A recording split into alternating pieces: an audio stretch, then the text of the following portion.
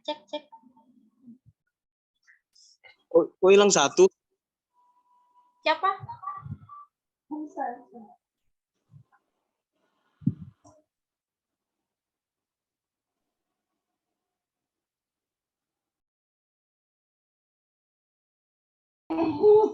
Mulai aja Kak kita.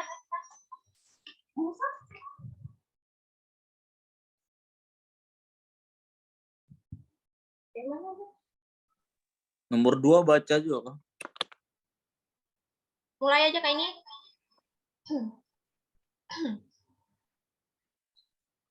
Nomor 2 dibaca enggak?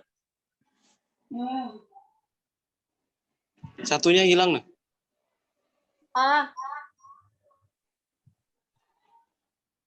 Ada kok. Tidur tuh. Oh, baru. Udah ya, mulai ya. Yo. Mic-nya tolong. Oke, makasih. Assalamualaikum warahmatullahi wabarakatuh.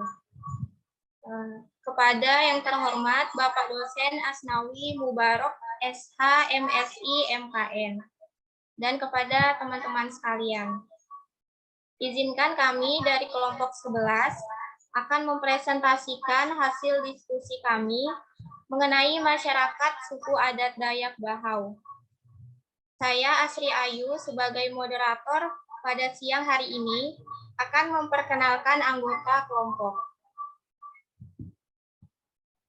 Yang pertama ada Nur Aziza, Elsanda Revalia Arisandi, Heronimus Lasah, dan Hoirul Amin.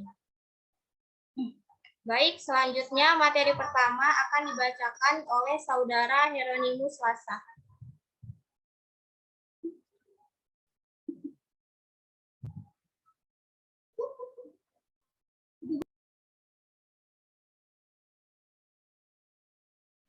Mic-nya di on dulu.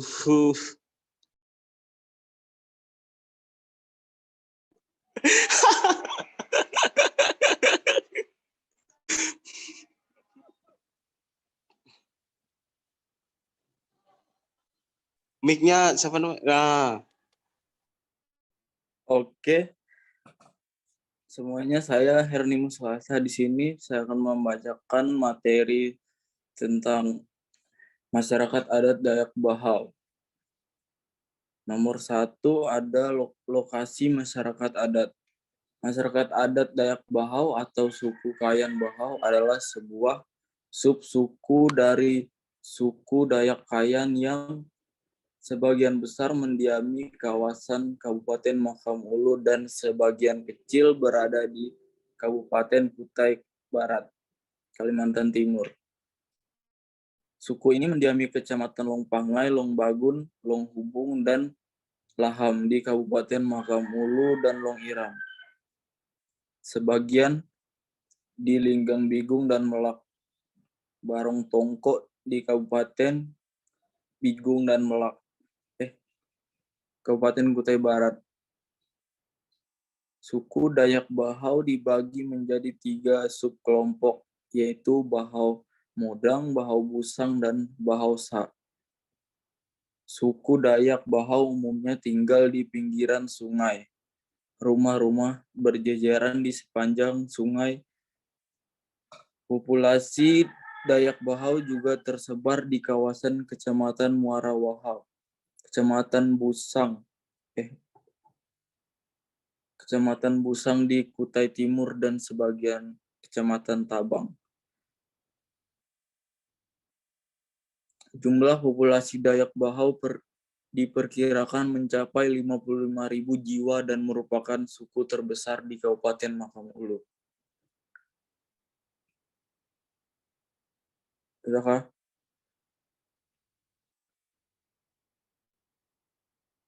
Dan nomor 2,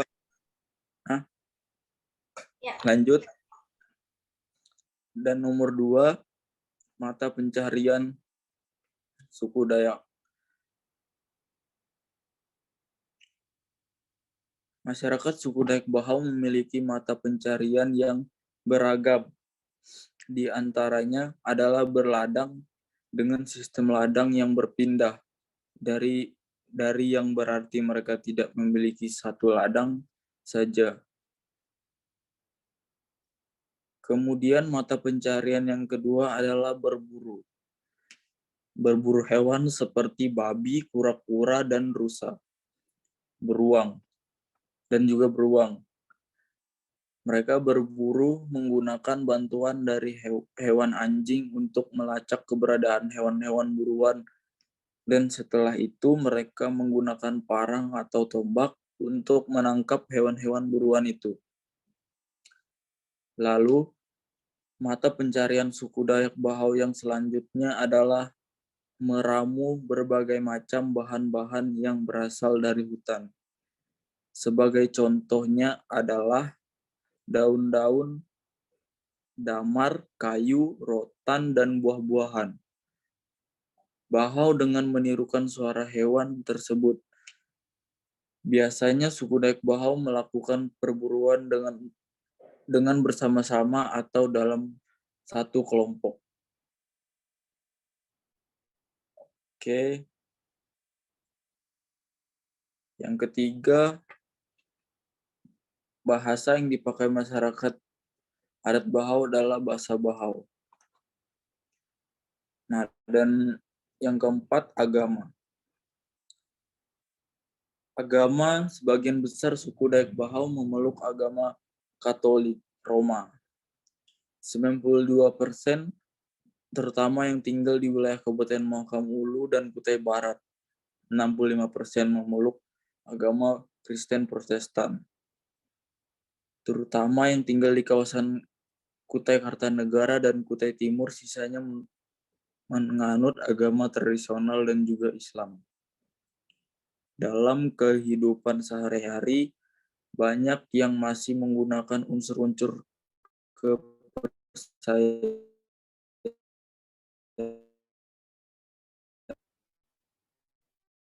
masa lalu. Banyak dewa seperti dewa air, dewa untuk memanggil roh-roh baik dari Apolagan. Upacara ini dilakukan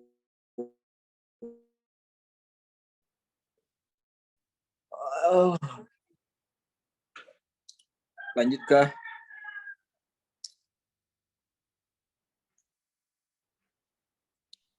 Yang nomor 5 siapa tadi?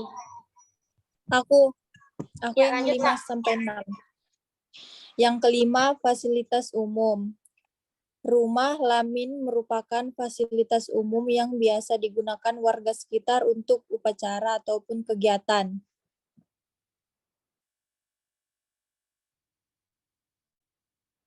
Terus yang keenam. Yang keenam, hukum adat yang berlaku. Uraian yang detail mengenai hukum adat dan acara adat yang berlaku pada masyarakat Dayak Bahau telah dilakukan oleh Lembaga Penelitian CERD atau LP2E, antara lain yang berkaitan dengan daur hidup masyarakat, terutama tentang adat perkawinan dan kematian. Aturan adat tentang tanah, adat perladangan, serta tindakan-tindakan yang dikategorikan sebagai pelanggaran atas hukum adat berikut sanksinya. A. Aturan-aturan dalam hukum adat. 1. Salah satu tradisi yang berkaitan dengan mata pencaharian yang hingga kini masih dilaksanakan adalah Ritual-ritual yang dilakukan sebelum menanam padi. Ritual ini biasanya dilakukan di antara 20 hari sebelum menanam padi, tetapi tidak dilakukan setiap hari selama 20 hari tersebut. Di momen-momen tertentu akan ditarik hudok. Hudok sendiri merupakan perlambangan dari dewa-dewa yang dipercaya dapat melindungi tanaman dari hama atau segala gangguan penyakit yang bisa mengganggu tanaman padi. Dengan ritual hudok ini, diharapkan mereka akan mendapatkan perlindungan dari dewa yang disampaikan dalam bentuk doa permohonan. Lanjut. Lagi. Yang kedua, aturan adat yang masih ditaati adalah yang berkaitan dengan rangkaian acara perkawinan. Pada saat menjelang perkawinan, pihak yang akan menikah akan memberikan piring putih untuk tokoh-tokoh adat. Mereka biasanya akan memberikan piring putih tersebut kepada ketua RT, kepala adat, dan para pembantu kepala adat. Pada dasarnya yang diberi piring putih tersebut adalah orang-orang yang akan hadir memberikan nasihat perkawinan. Piring putih tersebut sebagai simbol bahwa pasangan yang akan menikah akan senantiasa mengingat nasihat dari para sesepuh masyarakat itu dan menjalankannya saat memasuki kehidupan pernikahan nanti. Piring putih ini bisa disertakan dalam bentuk piring putih seperti aslinya atau ditukar dengan sejumlah uang tanpa ada standar yang ditetapkan. Selain memberikan piring putih kepada tokoh-tokoh adat, saat meminang akan disiapkan dan diserahkan seperangkat benda yang terdiri dari kain sarung, baju, dan celana laki-laki yang masih baru atau belum pernah digunakan. Untuk pihak laki-laki, untuk pihak perempuan bisa berbentuk kain atau bahan pakaian, tetapi bisa juga pakaian yang sudah jadi. Masing-masing satu pasang pihak laki-laki juga akan menyiapkan mandau yang masih baru untuk diberikan kepada calon pengantin perempuan sebagai tanda keseriusan melamar pihak perempuan sebagai istri. Lanjut.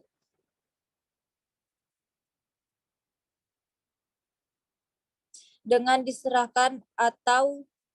diserahkan dan diterimanya mandau ini, calon pengantin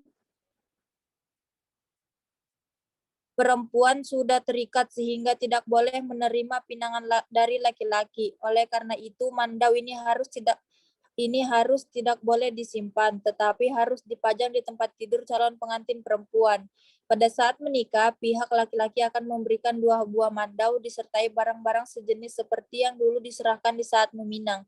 Ditambah dengan barang lain sesuai kemampuan pihak laki-laki, misalnya selembar kain dan manik-manik kuno atau kalabai. Lanjut.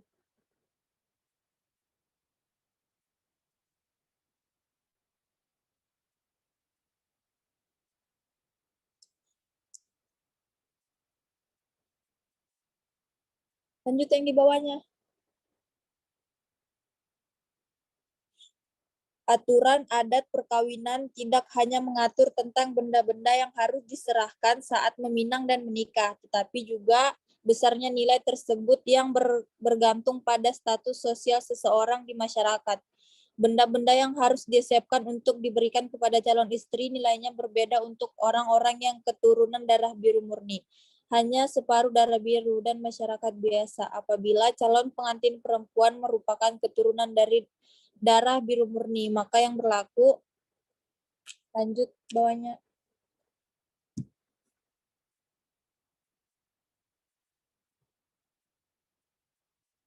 Adalah pemberian agong atau gong besar sebagai benda yang bernilai paling tinggi, namun jika pihak perempuan keturunan setengah darah biru, maka yang diserahkan adalah mebang atau gong kecil yang nilainya setengah dari agong. Yang ketiga, menurut aturan adat masyarakat Dayak Bahau, terdapat 2 macam tahap acara kematian bagi orang meninggal, yakni pelekak beluak dan habai. Pelekak beluak adalah pemisahan antara jiwa orang yang sudah meninggal dengan orang-orang yang masih hidup. Acara yang berhubungan dengan pelekak beluak dilaksanakan di antara hari 7 sampai 15 setelah meninggal. Adapun habai adalah pembersihan dari hal-hal yang buruk yang dilaksanakan dengan cara berkabung. Jangka waktunya adalah antara hari 15 sampai 40 setelah seseorang meninggal dunia. Habai dikategorikan sebagai acara adat yang tergolong besar pada saat kematian sudah berlangsung selama 1 tahun dilakukan. Lanjut bawahnya.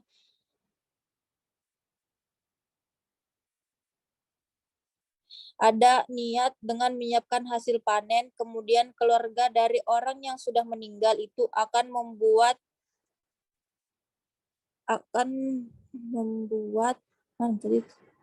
acara adat kematian ini tidak diwajibkan secara adat, beruntung pada kemampuan keluarga. Saat semua rangkaian acara telah dilaksanakan di hari ke-40, keluarga akan melakukan pamali atau penantang selama 1 hari. Tuan rumah atau keluarga penyelenggara tidak menerima tamu dan akan menutup pintu rumahnya. Lanjutnya nomor 4.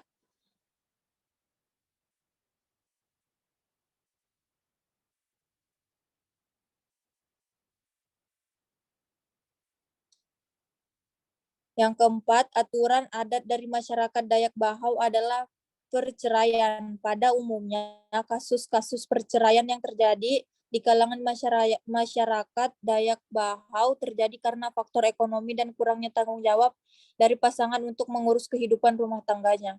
Persyaratan pengurusan surat cerai ini sengaja dibuat lebih tinggi dari yang lain karena bertujuan untuk membuat pihak yang ingin bercerai tidak mudah memutuskan bercerai jika mereka merasa tidak mampu membayar biaya pengurus perceraian.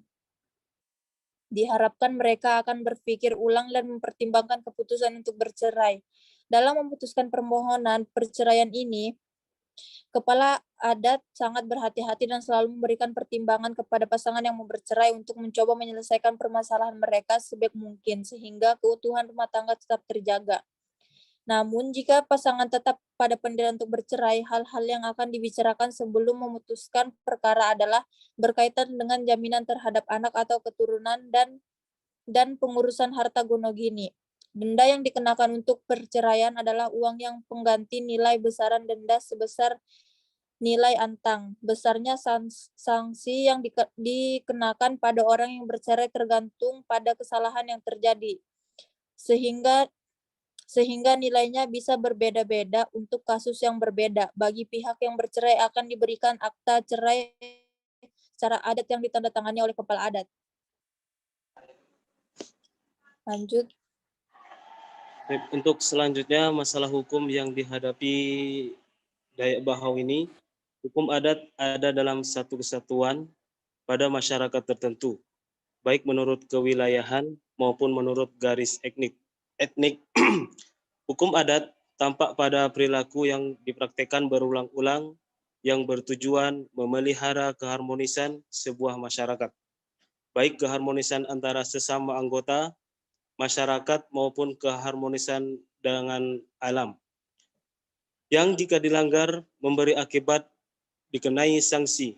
Sanksi dapat berbentuk sanksi sosial, sanksi hukum, bahkan sanksi supernatural yang magis religius.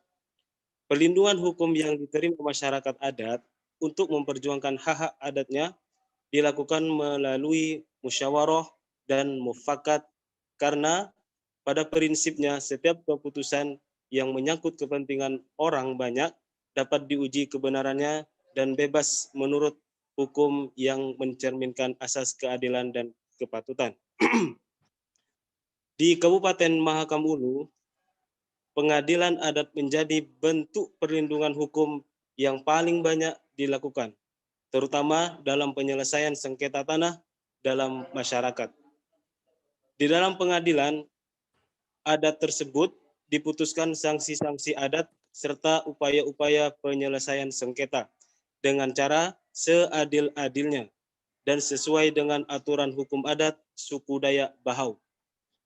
Pembinaan dan pengawasan terhadap masyarakat hukum adat juga berperan penting dalam melindungi hak-hak adat atas tanah masyarakat hukum adat suku Dayak Bahau Kabupaten Mahakam Ulu. Selanjutnya, pemberdayaan masyarakat. Pemberdayaan perempuan Dayak Bahau dengan berkerajinan dan berorientasi ekonomi dan juga memperkuat tradisi.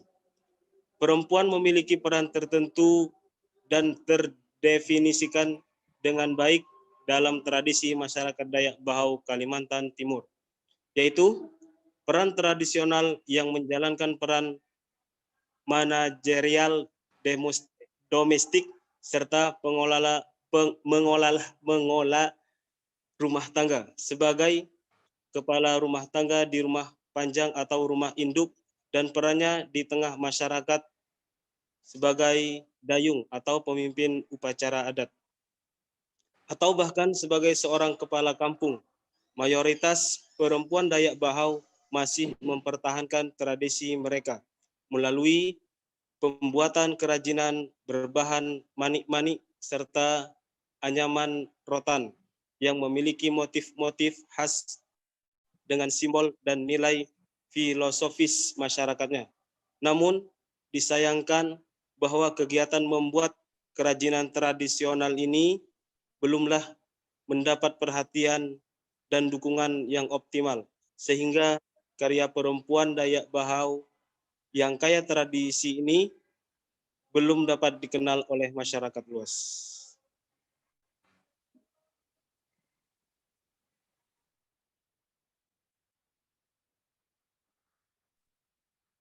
Sembilan, apakah sudah ada pengakuan masyarakat adat oleh pemerintah? Dari hasil diskusi kelompok kami, belum ada SK dari pemerintah setempat. 10, apakah sudah ada pengakuan wilayah adat? Dari hasil diskusi kelompok kami, belum ada pengakuan wilayah adat setempat. 11, cara menunjuk lokasi atau moda transportasi. Lokasi Dayak Bahau sangat jauh dari moda transportasi yang bisa digunakan, yaitu kendaraan pribadi, mobil, atau motor. Karena untuk saat ini hanya bisa melalui jalur darat saja. Foto masyarakat adat. Contoh foto warga.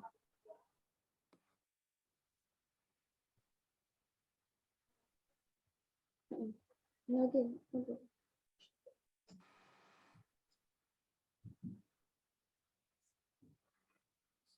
13.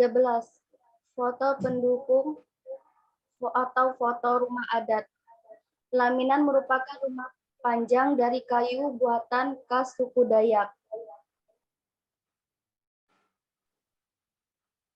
14. Foto benda adat, alat musik khas Dayak Bahau, musik sukan kayo.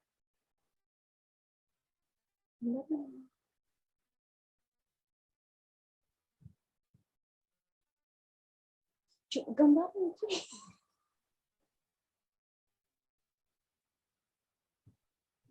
Gambarnya loh.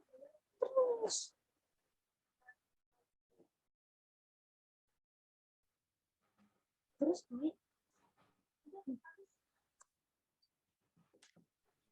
baik, sekian saya kembalikan kepada moderator.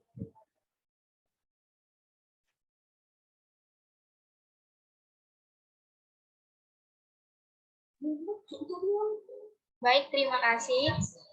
Sekian pemaparan materi dari kelompok kami. Apabila ada kekurangan atau kesalahan kata, kami mohon maaf. Wassalamualaikum warahmatullahi wabarakatuh. Waalaikumsalam warahmatullahi wabarakatuh. Waalaikumsalam.